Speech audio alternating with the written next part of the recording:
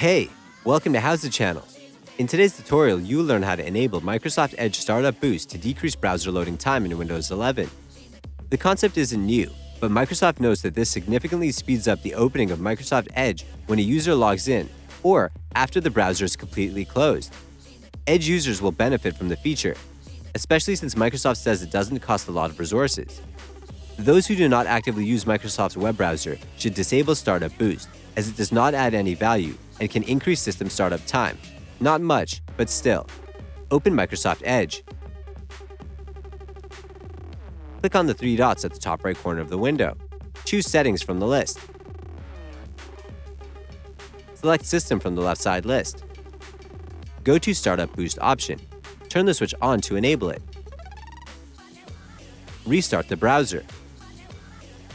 Click on the three dots at the top right corner of the window. Choose Settings from the list.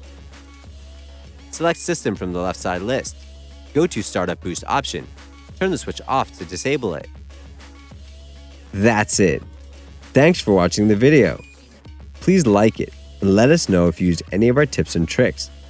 Subscribe to our channel. We upload new tutorials every day. See ya!